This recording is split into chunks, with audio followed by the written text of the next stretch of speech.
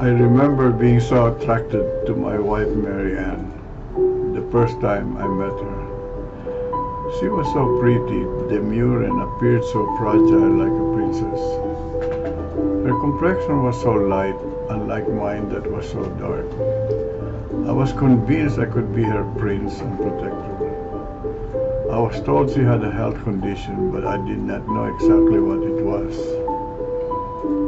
She was not allowed to venture more than an hour away from home so that her brother Tony can come to her aid quickly. She was exempt from physical education even though she wanted to learn how to swim, like her best friend Sonia, who was their school star swimmer. She never had a chance to see Baguio, even though Baguio is only a few hours from their hometown of Castillejos, Zambales. In courting her, I always stood straight to emphasize my height, to convince her that I was capable of intimidating anyone to protect her.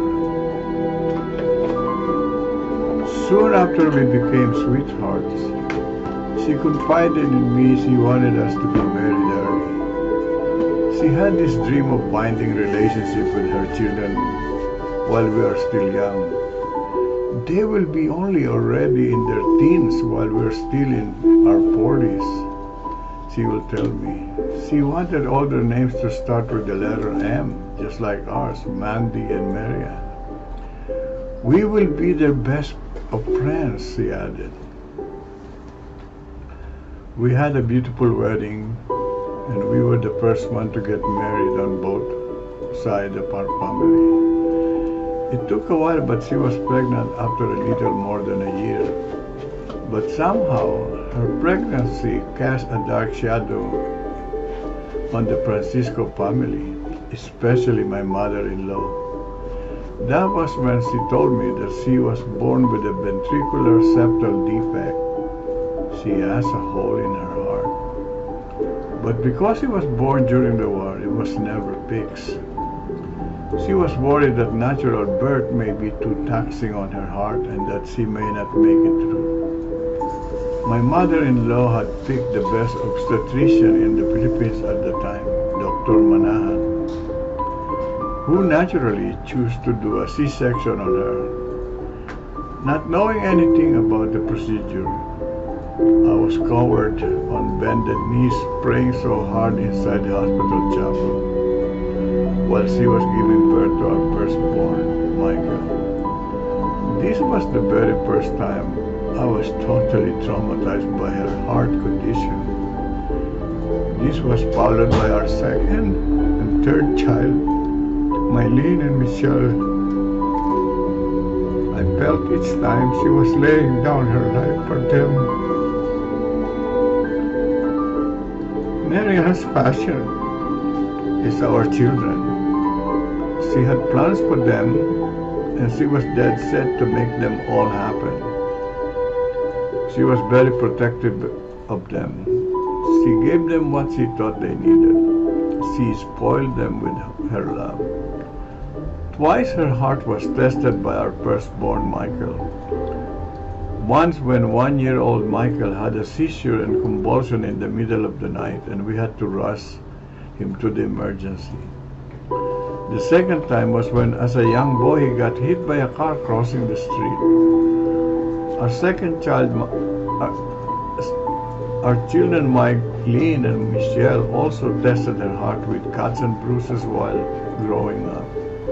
My best moments with Marianne is at night before we go to sleep. This is the time we can really talk to each other. I learn more each time we talk. I learned that in our Friday night adoration, she prays to God to be able to see all her children reach their goals. Quietly, I always wonder why she seemed to imagine that she is on borrowed time. I wondered if she had been Googling on how long a life of people with her heart condition lives. I did not want to stress her by asking.